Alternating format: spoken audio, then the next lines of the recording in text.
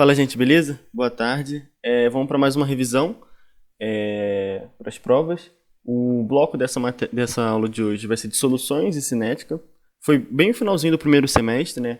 Que a gente pegou aquela parte das curvas de solubilidade, né? Dos tipos de concentração que existem, né? Aquela concentração simples em grama por litro ou grama por mililitro, molaridade, que é mol por litro. Aí a gente viu os tipos de solução, né? Solução insaturada, quando tem menos soluto, que é a parte que está dissolvida no solvente, né, do que é permitido. Solução saturada, você está lá no limite, né, a sua concentração é igual à solubilidade. E tem a solução hipersaturada, que é quando você engana o sistema e consegue solubilizar uma quantidade maior do que a permitida, tá? E aí, na parte cinética, aquela parte da velocidade, né, que a gente via velocidade média da reação, a variação da concentração, né, dos produtos ou dos reagentes em módulo divididos pelo tempo, né, que nem bem parecido com física. E aí tinha aquela velocidade instantânea, que era velocidade igual constante vezes concentração dos reagentes, né, elevados a um coeficiente, que determinava a ordem da reação, né? E aí esses coeficientes, diferentemente de equilíbrio, não eram necessariamente iguais aos coeficientes estequiométricos, né? Somente nas reações elementares que aconteciam em uma etapa, eles eram iguais ao coeficiente estequiométrico. Caso contrário, você tinha que fazer várias contas, né, que ele te dá vários experimentos, que eles iam variando a concentração, não sei o quê, e aí você ia comparando esses experimentos para descobrir qual que era a ordem de cada um dos reagentes, né? Mas, quando a gente olha os vestibulares, isso não é o que geralmente cai, né? A parte de soluções é muito mais simples, né? Muito mais de você calcular qual que é a concentração e fazer, às vezes, mudança de unidade. E a parte de cinética é muito mais de você falar, isso aqui é um catalisador, então ele realiza isso, isso e isso na reação. Isso aqui, você fez essa alteração no sistema e o tempo de reação diminuiu. Então quer dizer que a velocidade aumentou, tá? É uma análise um pouco mais do que acontece do que as contas em si, tá bom? Então, separei 5 exercícios que eu acho que vai dar tempo. Primeiro exercício, os 2 primeiros são de soluções e os 3 últimos de cinética. O primeiro ele fala lá, acho que é da Unicamp. Ele fala, um medicamento se apresenta na forma de comprimidos de 750 mg ou com uma suspensão oral na concentração de 100 mg por mililitro. A bula do remédio fala que ele não pode ser partido, né, o comprimido, nem aberto ou mastigado, então é para você engolir. E que para crianças menores de 12 anos, a dosagem máxima é de 15 mg por quilo por dose. Então, se você tem lá uma criança de 10 anos pesando 100 quilos, você vai ter uma determinada quantidade por dose máxima, tá? Que vai depender do peso, beleza? Aí ele fala, considerando essas informações, conclui-se que uma criança de 11 anos, pesando 40 quilos, ela pode ingerir com segurança no máximo tanto. E ele vai te falar, 6 ml de suspensão oral, 7,5 ml, ou um comprimido, e por assim vai, tá? Então, basicamente, o que ele quer que você calcule? Ele quer que você pegue essa dosagem máxima, né? Como a nossa criança é de 11 anos, ela está abarcada por essa dosagem, porque é abaixo de 12. Calcule o quanto que essa criança de 11 anos pode ingerir por dose, né? E comparar, para ver se essa quantidade que ela pode ingerir é abarcada pelo comprimido, né? Se é um comprimido, 2 comprimidos, né? Como ele não pode ser partido, não pode ser um comprimido e meio, né? E também ver, em relação à suspensão oral, quantos mililitros ela poderia tomar da suspensão, tá bom? Então, a gente separou aqui, comprimido, suspensão oral. A concentração máxima que essa criança pode tomar é de 15 mg por quilo por dose. Então, aqui eu coloquei concentração de 11 anos, 15 mg por quilo por dose. A criança ela pesa 40 quilos, então vai ser 15 vezes 40, que aí esse quilo vai cortar com esse quilo, e vai sobrar 600 mg por dose. Então, a cada dose, essa criança ela pode ingerir, no máximo, 600 mg do medicamento, tá? Como todas as respostas estão trabalhando com uma dose só, então a gente não precisa se preocupar muito com essa parte da dose, tá?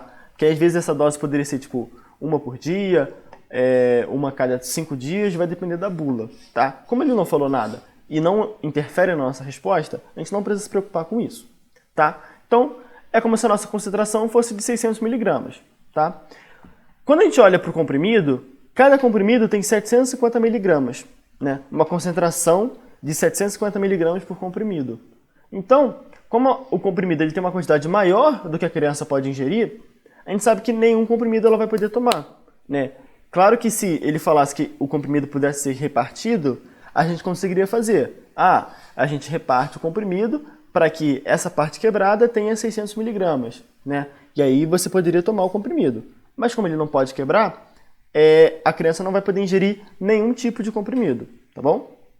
Então resta a suspensão oral, para a gente ver quantos mililitros ela pode ingerir. Então a gente vai ter que igualar a concentração da suspensão oral, né? Então que é a concentração dela vezes o volume, tem que ser igual à dosagem máxima que a criança pode tomar, de 600 miligramas. Né? Foi o que eu escrevi aqui.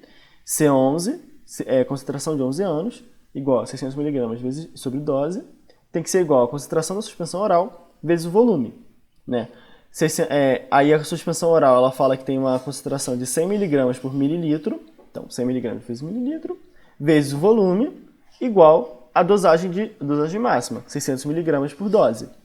Quando a gente passa esse 100 dividindo os 600, a gente vai ver que o nosso volume é 600 sobre 100, que é 6 mililitros por dose, tá? Deu em mililitro, porque a concentração estava em mililitro, então tá tudo certo, tá? Então, a criança ela pode tomar no máximo, com segurança, 6 mililitros da suspensão oral, numa dose única, tá? Ele poderia tomar, por exemplo, em um dia, 2 doses de 3 ml, né? Só que como ele está falando dosagem única em todas as respostas, e no próprio enunciado ele fala que ela pode ingerir no máximo, então, como a gente está trabalhando com o máximo, a gente quer trabalhar com uma dosagem só, tá? A gente olha as respostas, a letra A, 6 ml de suspensão oral e uma única dose, tá? É bem simples. Isso aqui é a cara de uma questão de soluções, tá? Que, por sinal, não tem caído tanto na FUVEST e no Enem, por exemplo. Eu tive que recorrer à Unicamp para poder chegar num exercício para trazer aqui para revisão, tá bom? Então, dentre a minha frente, não é tão importante assim, né? A gente tem que lembrar que, por exemplo, no Enem, são 45 questões de natureza, que dá mais ou menos 15 de química. Aí somos 3 frentes. Então, são mais ou menos 5 exercícios para cada frente, né? Então, soluções ela acaba que não cai muito, com muita frequência, tá? E na FUVEST isso diminui mais ainda, né? Porque são mais ou menos uns 10 exercícios para química, né? Dariam 3,33 exercícios para cada frente, tá? Mas, de qualquer forma, para o segundo exercício de soluções. Da Unicamp, de novo, ele fala: é muito comum o uso de expressões no diminutivo para tentar diminuir a quantidade de algo prejudicial à saúde, né? Então, você não come batata frita, você come batatinha. Se uma pessoa diz que ingeriu 10 latinhas de cerveja, 330 ml cada, e se compara a outra que ingeriu 6 doses de cachaçinha, 50 ml cada, pode-se afirmar corretamente que, apesar de em ambas situações haver danos à saúde, a pessoa que apresenta a maior quantidade de álcool no organismo foi, e aí ele dá os dados do teor alcoólico. O teor alcoólico nada mais é do que a concentração de álcool da bebida, né? E aqui ele fala que é volume. É uma concentração diferente. Ele está falando aqui, por exemplo, teor alcoólico na cerveja, 5% volume. Quer dizer que 5% do volume total da sua bebida é o volume de álcool. Então, se você tem 100 litros de cerveja, 5 litros vai ser de álcool, tá?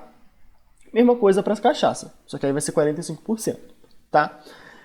Como ele quer saber quem ingeriu a maior quantidade de álcool, a gente tem que calcular a quantidade de álcool final, né, que vai estar em volume, beleza?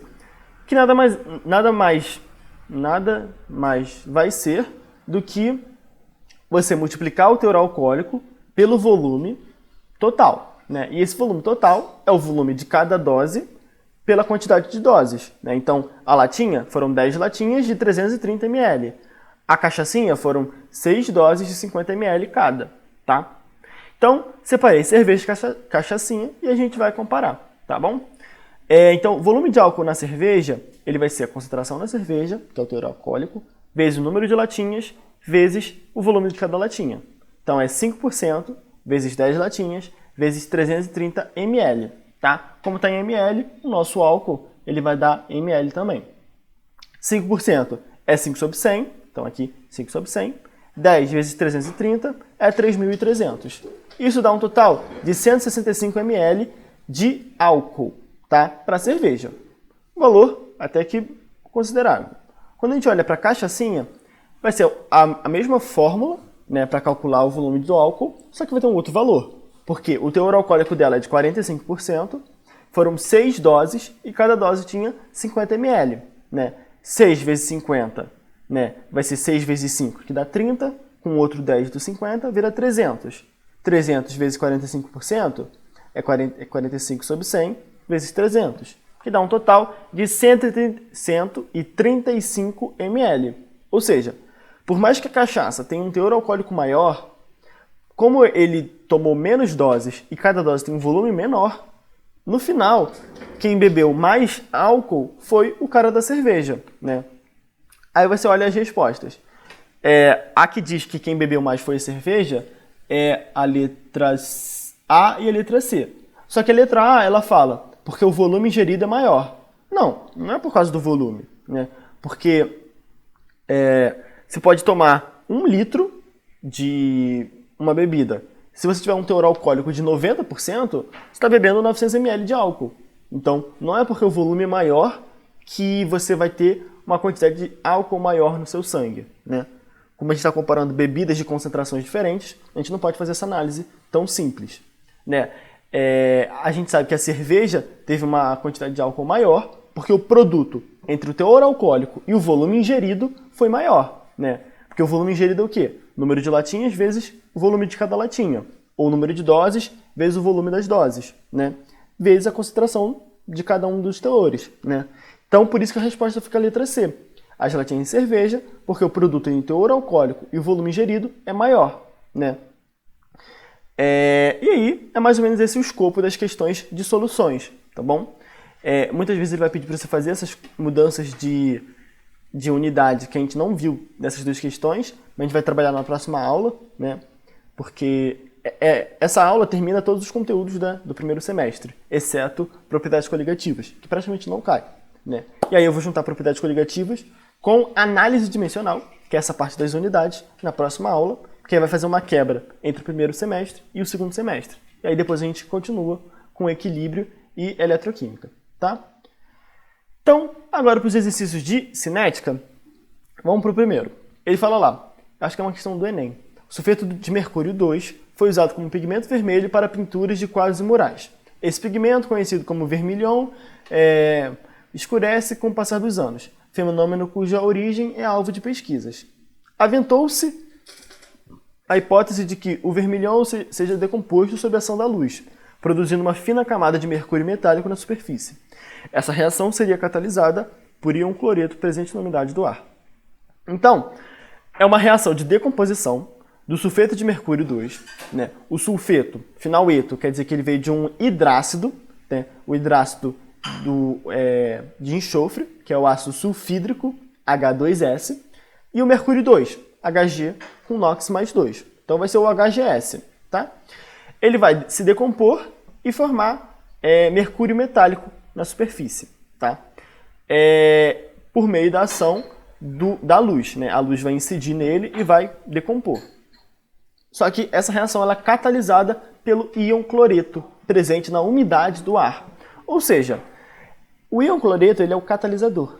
Se ele é o catalisador, ele não é consumido e nem produzido na reação.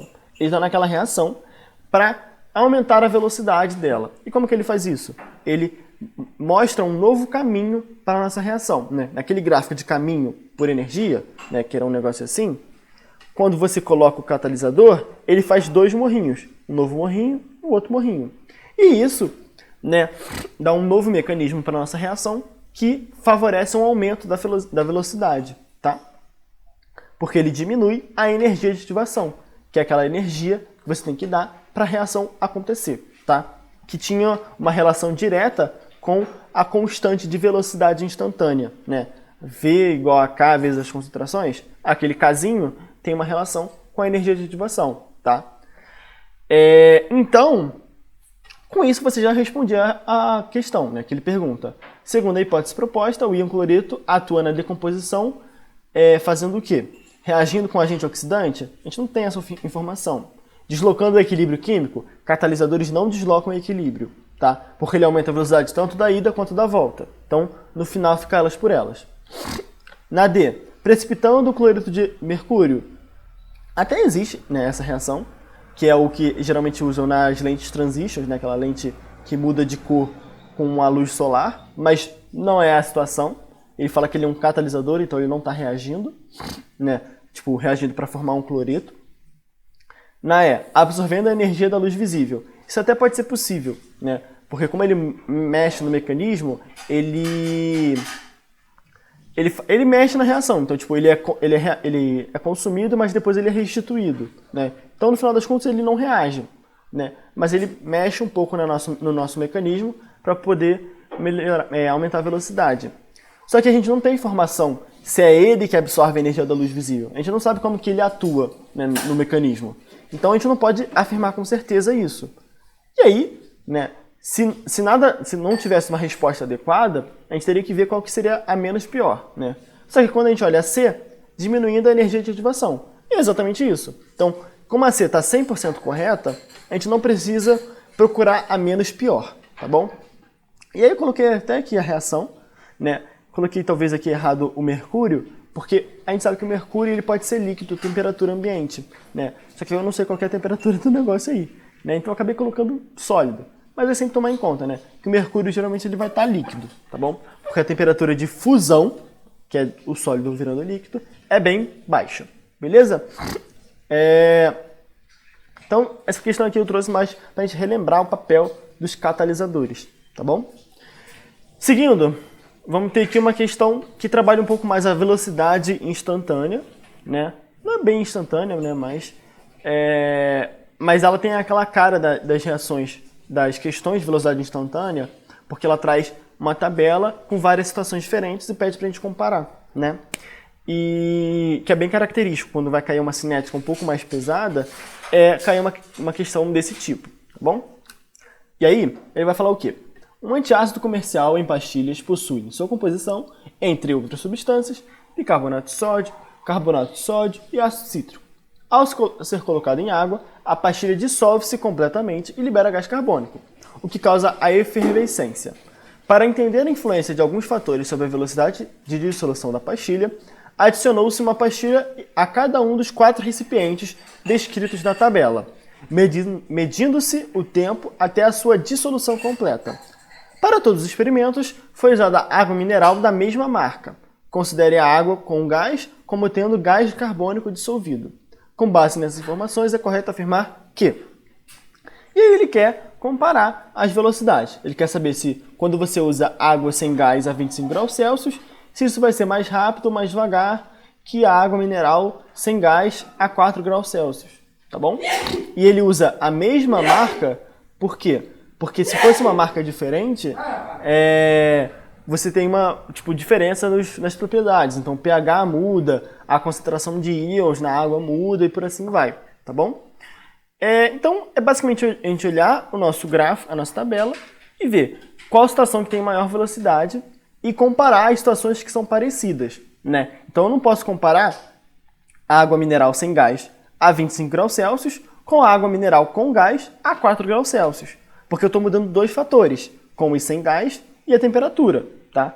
Sempre que a gente for fazer essas comparações, a gente tem que deixar todo mundo constante e mudar somente um fator, né?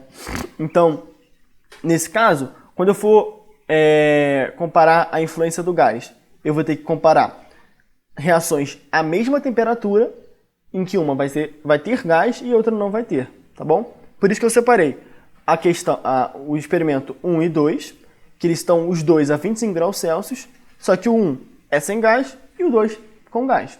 E os experimentos 3 e 4, os dois estão a 4 graus Celsius, mas o 3 é sem gás e o 4 é com gás, tá? Quando a gente olha isso, do 1 para o 2, o nosso tempo, né, para dissolução, ele sai de 36 para 35. Então, diminuiu em 1 segundo. Como a velocidade é meio que o inverso do tempo, né, quanto maior tempo demora, menor é a velocidade, tá? Então, se o nosso tempo diminuiu, quer dizer que a velocidade aumentou, tá? Só que a gente não pode afirmar com certeza ainda, porque isso aqui é uma comparação.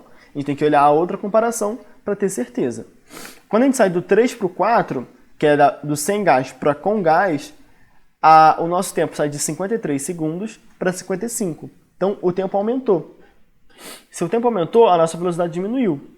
O que é ao contrário do que aconteceu na outra comparação. Então, a influência do gás, a gente não tem informações suficientes. A gente vai precisar de outros experimentos, né? Talvez até em temperaturas diferentes, né? Para a gente poder comparar entre eles, né? Quando a temperatura é igual, para ver se a influência do gás ela realmente aumenta ou diminui a velocidade, tá bom? Mas pelo que ele deu pra gente, a gente não consegue bater o martelo, tá? Porque do 1 para o 2, né, sem gás para com gás, a velocidade aumenta. Mas do 3 para o 4, que também é sem gás para com gás, a velocidade diminui. Então, a gente não tem informações suficientes, tá? Agora, para a temperatura, a gente vai ter que mexer com os caras de mesma característica do gás, só mudando a temperatura. Então, vai ser o 1 com 3, né, que os dois são sem gás, mas a temperatura sai de 25 para 4. E o 2 com 4, que os dois têm gás, mas a temperatura sai de 25 para 4 graus Celsius, tá? Quando a gente faz do 1 para o 3, o nosso tempo sai de 36 para 53. Então, o tempo aumentou bastante. Quer dizer que a nossa velocidade diminuiu. E quando a gente sai do 2 para o 4, a gente sai do 35 para o 55. Nosso tempo também aumentou bastante, o que faz com que a velocidade diminua. Ou seja, quando a gente sai de uma temperatura maior, 25 graus Celsius, para uma menor, de 4 graus Celsius, a nossa velocidade diminui. O que quer dizer pra gente? Quando a gente pega o contrário.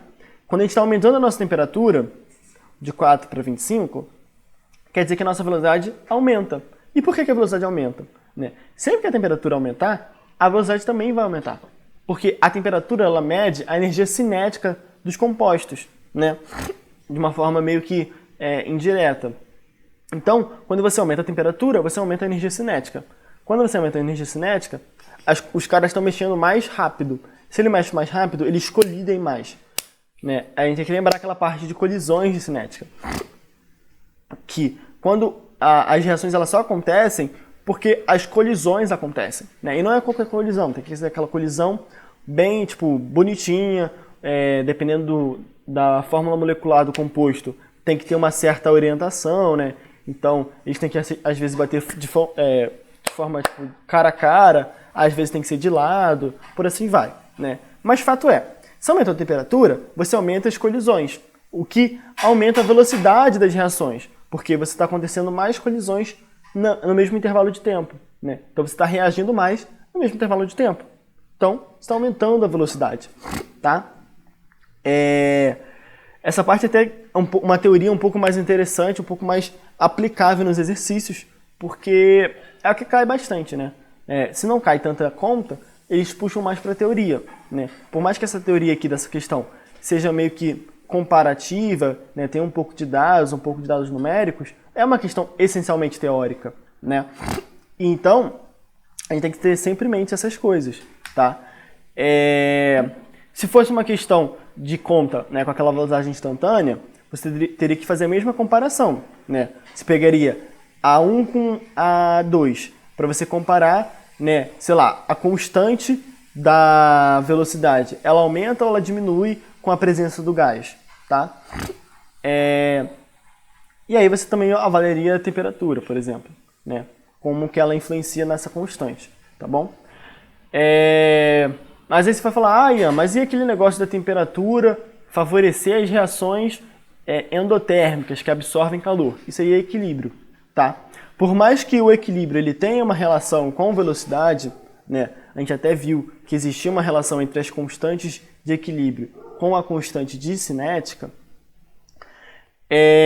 a gente não pode fazer essa avaliação, né?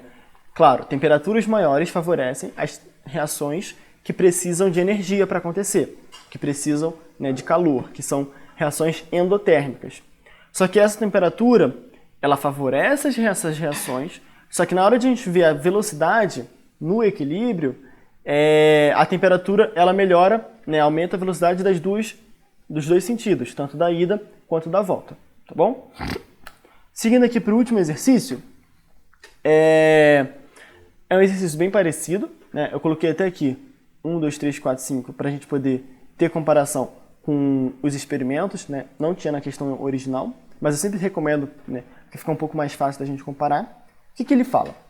De tempos em tempos, o mundo se choca com notícias sobre o uso de armas químicas em conflitos. O gás sarin é um composto organofosforado líquido, insípido, que quando exposto ao ar,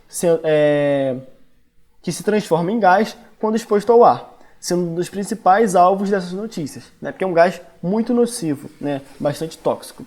E aí ele fala, em 1955, um projeto confidencial do exército americano estudou a eficiência de hipoclorito na eliminação de sarin em ambientes contaminados. E a tabela a seguir mostra alguns resultados obtidos nesse estudo. Sendo T um meio, o tempo para a concentração do sarin cair à metade, bem parecido com o tempo de meia-vida, né? De acordo com a tabela de reação, a reação é mais rápida em... Uma questão, acho que da Unicamp. O que é o hipoclorito? Clorito, quer dizer que ele vem de um oxiácido de NOx baixo, né? Que a gente tem que lembrar. Ato vira ico, não, ico vira ato, oso vira ito, né? Bico de pato, famoso periquito. Então, o oso virou o ito. O oso era o sufixo de oxiácidos de NOx baixo. Como ele tem o hipo, quer dizer que ele é o menor NOx de todos, é o NOx mais 1. Então, é um ácido, né? Na real, é um sal que vem de um ácido de cloro com o menor NOx possível, que é o NOx mais 1, tá? Então, vai ser o ClO, né? É o HClO, o ácido hipocloroso, beleza? Aí você forma um sal, que é o hipoclorito de alguma coisa, tá? Então, ele quer avaliar como é que o hipoclorito reage para neutralizar esse sarin nos ambientes contaminados. E aí ele faz várias modificações. Ele mexe na concentração do hipoclorito e no pH, que é uma concentração dos íons H+, né? Que geralmente varia de 0 a 14, né? Sendo que de 0 a 7 é ácido, o 7 é neutro e o 7 a 14 é básico, tá? Então, se a gente quer saber como é que cada coisa influencia no tempo de meia-vida, né? A gente vai ter que comparar. Vamos lá, influência do pH. Então a gente vai ter que pegar pHs diferentes, mais concentrações iguais, para poder fazer essa avaliação. Para ver se o pH, né, se a gente tem um meio mais ácido, ele vai ter uma velocidade maior ou menor, tá bom? Olhando aqui, os experimentos que têm concentração igual é o 1 e o 2, que tem 2,8, e o 4 e o 5, que tem 0,004. E os pHs são diferentes, então a gente consegue comparar. Do 1 para o 2, o nosso pH saiu de 5 para 6. Então a gente está aumentando o pH, está tornando ele mais básico ou menos ácido. E o nosso tempo está diminuindo. Saiu de 96 minutos para 11 minutos. Então a velocidade aumentou. Vamos ver se isso acontece também na outra comparação.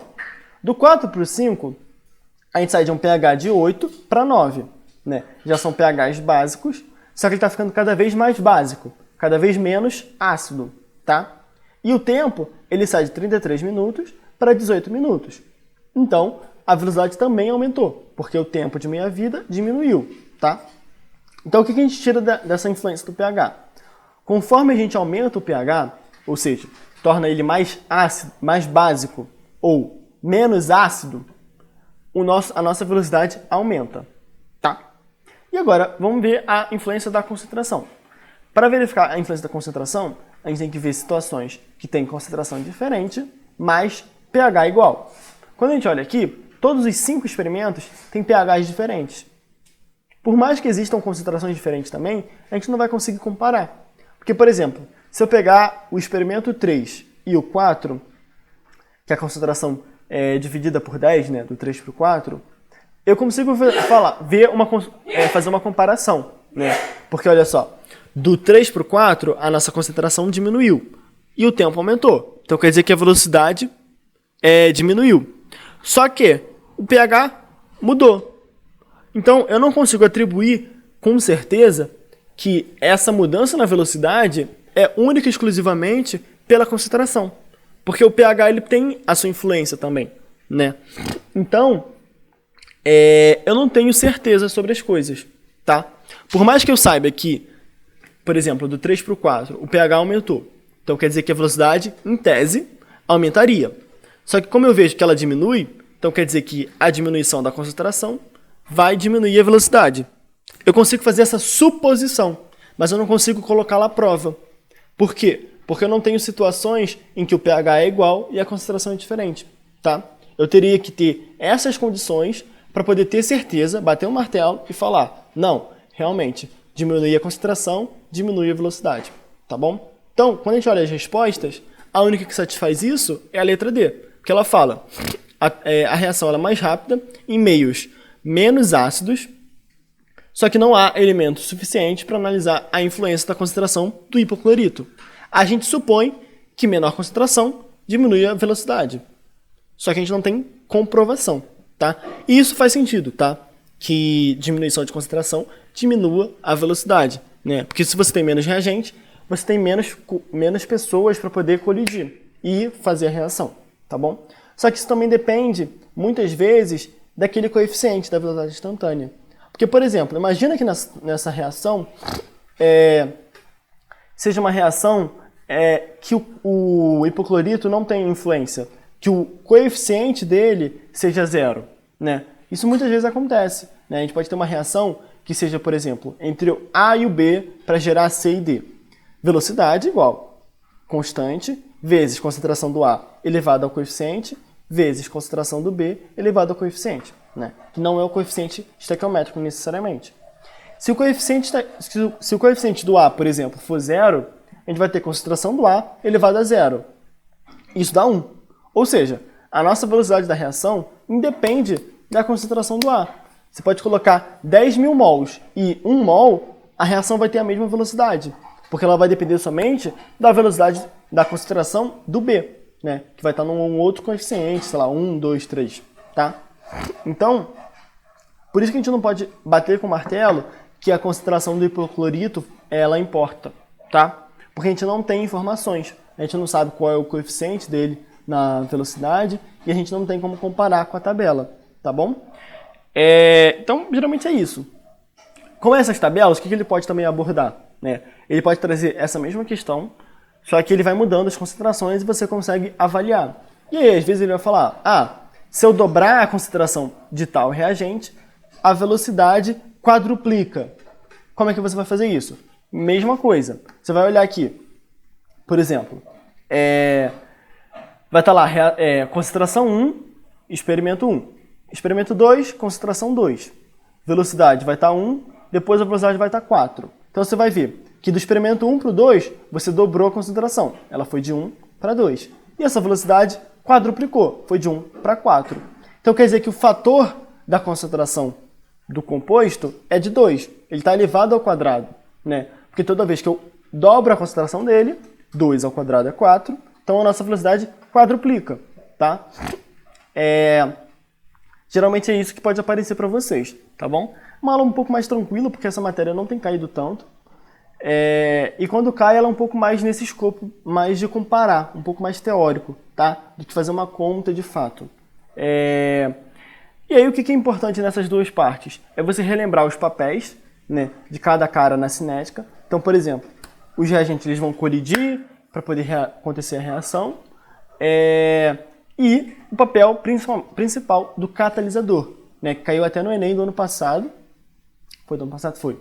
Que era aquela questão que ele falava do cheiro de alho, que você passava um sabão de alumínio, né, que era um sabão que ele não era consumido, mas que depois o cheiro de alho sumia, né? Então quer dizer que aconteceu uma reação para você consumir o composto que dava o cheiro de alho, depois que você adicionou o sabão de alumínio.